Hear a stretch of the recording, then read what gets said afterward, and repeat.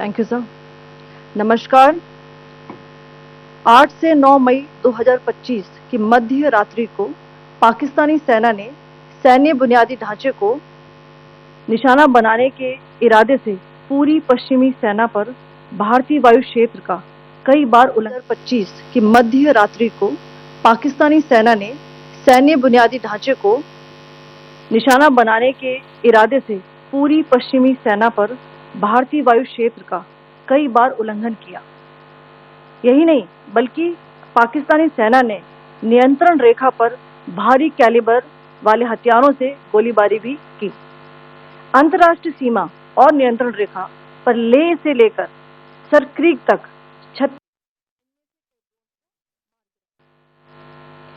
इतने बड़े पैमाने पर हवाई घुसपैठों का संभावित उद्देश्य वायु रक्षा प्रणालियों का परीक्षण करना और खुफिया जानकारी इकट्ठा करना था। ड्रोन के मलबे की फोरेंसिक जांच की जा रही है। प्रारंभिक रिपोर्ट्स से पता चलता है कि वे तुर्की के असीस गार्ड सोंगर ड्रोन्स हैं। इसके उपरांत रात में पाकिस्तान के एक सशस्त्र यूएवी ने भटिंडा सैन्य स्टेशन को निशाना बनाने की कोशिश भी की, जिसे पकड़ा गया और उसे निष्क्रिय कर दिया गया। पाकिस्तानी हमले के जवाब में पाकिस्तान में 4 हवाई रक्षा स्थलों पर सशस्त्र ड्रोन लॉन्च किए गए।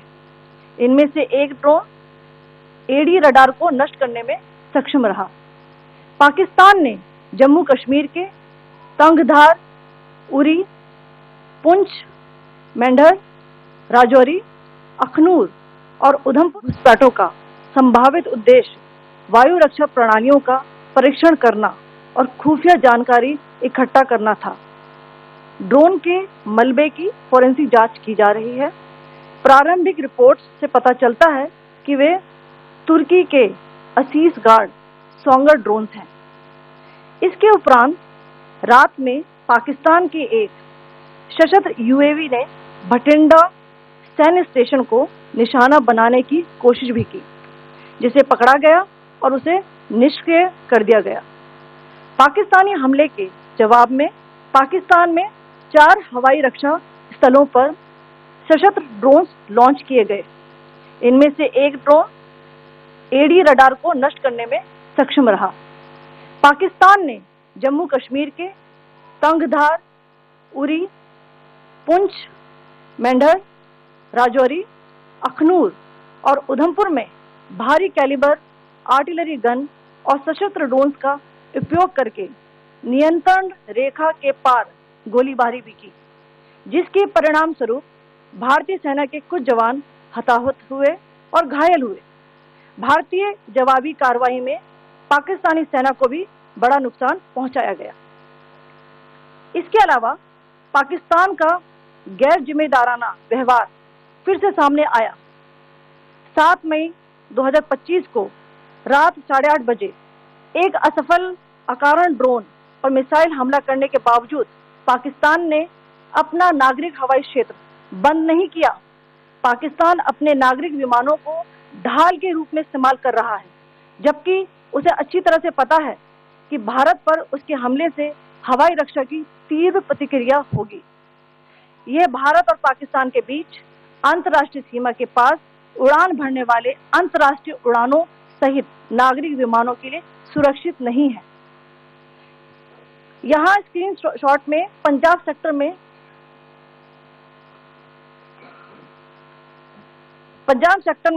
हाई एयर डिफेंस अलर्ट स्थिति के दौरान एप्लीकेशन फ्लाइट रडार 24 का डेटा दिखाया गया है। जैसा कि आप देख रहे हैं, यहाँ पर भारतीय पक्ष का हवाई क्षेत्र घोषित बंद के कारण नागरिक हवाई यातायात से पूरी तरह से रहित है। कराची और लाहौर की violations of Indian airspace along the entire western border with an intent to target military infrastructure. Pakistan military also resorted to firing of heavy caliber weapons along the line of control. Along the international border and line of control, drone intrusions were attempted from Leh to Sarkreek at 36 locations with approximately 300 to 400 drones. Indian Armed Forces brought down a number of these drones using kinetic and non-kinetic means. The possible purpose of these large-scale aerial intrusions were to test the AD systems and gather intelligence. Forensic examination of the drone debris is being undertaken. Preliminary reports suggest them to be of Aziz Guard Songa drone of Turkey. Later in the night, an armed UAV of Pakistan attempted to target Bhatinda military station, which was detected and neutralized. In response to the Pakistani attack, armed drones were launched at 4 air defense sites in Pakistan. One of the drones was able to destroy an AD radar.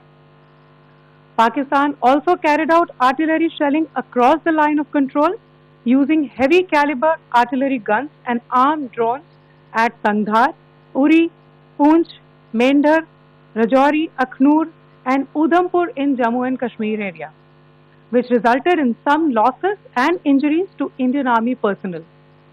Pakistan Army also suffered major losses in Indian retaliatory fire. Additionally, Pakistan's irresponsible behavior again came to fore. Pakistan did not close its civil airspace despite it launching a failed unprovoked drone and missile attack on 7th May at 8:30 hours in the evening.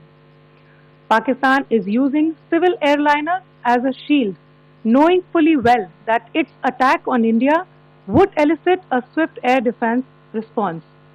This is not safe for the unsuspecting civil airliners, including the international flights which were flying near IB between India and Pakistan. The screenshot we just showed and we shall share with you, it shows the data of the application Flight Radar 24 during a high air defense alert situation in the Punjab sector. As you have seen, the airspace on the Indian side is absolutely devoid of civil air traffic due to our declared closure. However, there are civil airlines flying the air route between Karachi and Lahore. Amongst the other civil aircraft that you can see, we have highlighted an aircraft which is Airbus 320 of Flynas Aviation, which was originated from Dammam at 1750 hours and landed later at Lahore at 2110 hours in the night. Indian Air Force demonstrated considerable restraint in its response, thus ensuring safety of international civil carriers.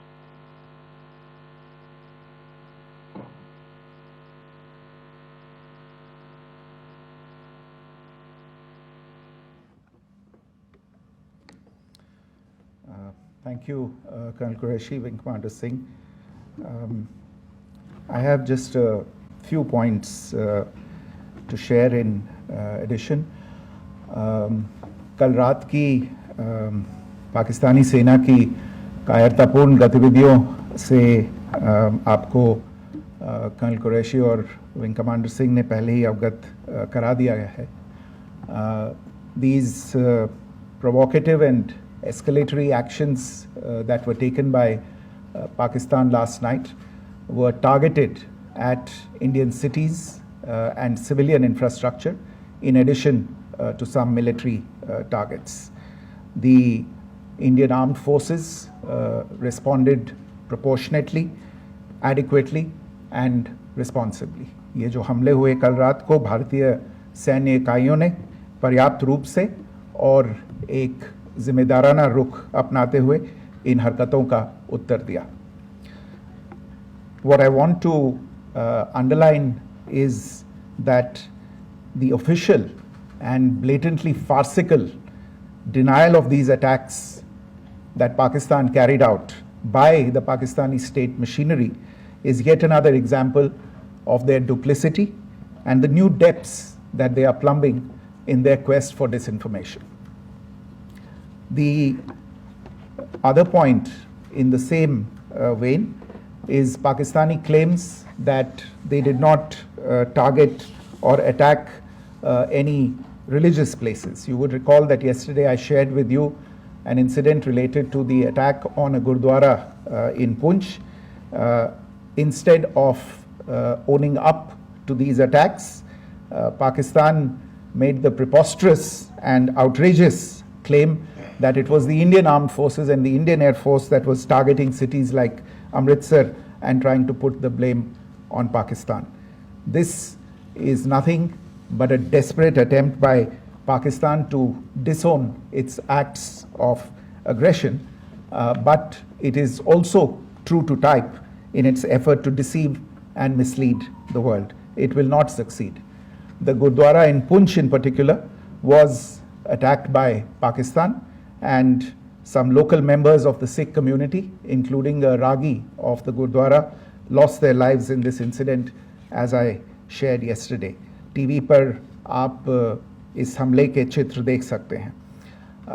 In addition, that we would attack our own cities is the kind of deranged fantasy that only the Pakistani state can come up with. Perhaps they do it because they are well versed in such action as their history would show. The last point I wanted to make this evening is again this disinformation that is coming from Pakistan about India targeting the Nankana Sahib Gurdwara through a drone attack. This is again yet another blatant lie and part of Pakistan's disinformation campaign. As we saw in the Pahalgam attack, Pakistan is again trying desperately to impart a communal hue to the situation with an intention to create discord. Again, we are not surprised. India's steadfast unity in itself is a challenge to Pakistan. Let me stop there. I have time only for a few questions and be happy to try and answer them. First, I call Siddharth. Siddharth, please. Hi, sir. I'm Siddharth from Beyond. So this way. Siddharth, behind, please. The other Siddhant. Yes. Hi, sir. I'm Siddharth from CNN News 18. Sir, I only want to know from you the status of Kartarpur corridor. Is it open or not? You can. I think you're all aware of the situation along the entire India-Pakistan border and the areas around the line of control. In view of the existing security scenario, the services of the Kartarpur Sahib corridor have been suspended till further directions. We'll update you as and when there is a change in the situation. You have a question here, Rishabh? So, good evening, Rishabh from Times Now. So, you spoke about religious places being hit in Jammu. There's another religious place which is Carmelite Nun church that has been hit. What do you have to say about it? If you can explain that. Yeah, actually, we do have some information about this extremely regrettable and condemnable incident. During heavy shelling across the line of control in the early morning of 7th May, a shell fired from Pakistan landed just behind the Christ School run by the Carmelites of Mary Immaculate congregation in Poonch. Tragically, the shell fired from Pakistan hit the home of 2 students of the Christ School. Both students unfortunately lost their lives and their parents were severely injured. Another Pakistani shell struck a Christian convent of nuns belonging to the congregation of the Mother of Carmel, damaging water tanks and destroying solar panel infrastructure.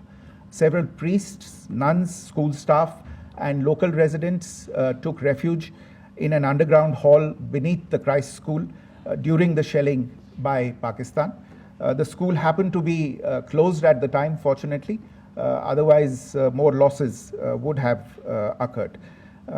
Again, we have seen the Pakistani side targeting and shelling places of worship with a particular design. This includes gurdwaras, these convents and temples.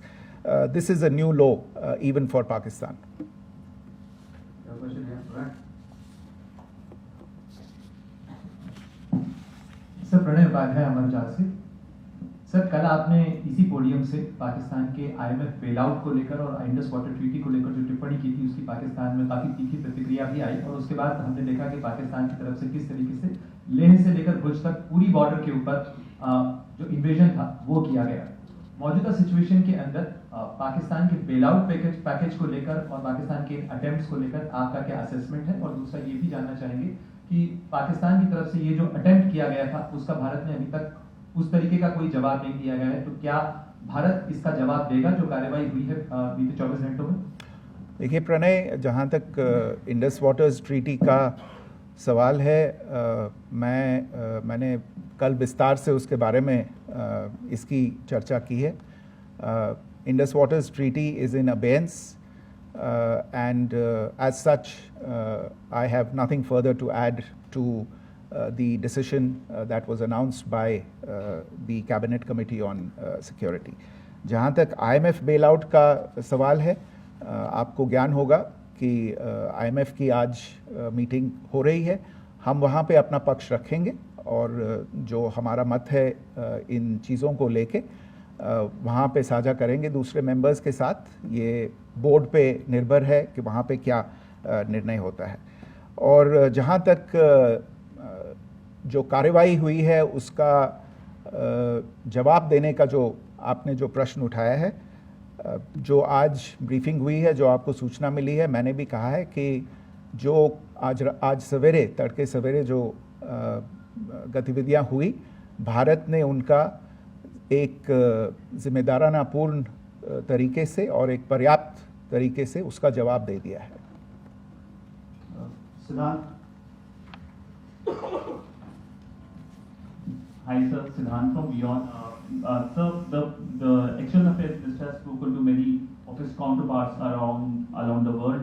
Yesterday he spoke to the US Secretary of State Marco Rubio. So what were the key areas of conversations during that call? Yes, the minister had a conversation with the US Secretary of State. As you can imagine, the focus of discussions was the terrorist attack in Pahalgam and the response that India mounted after that on the 7th of May.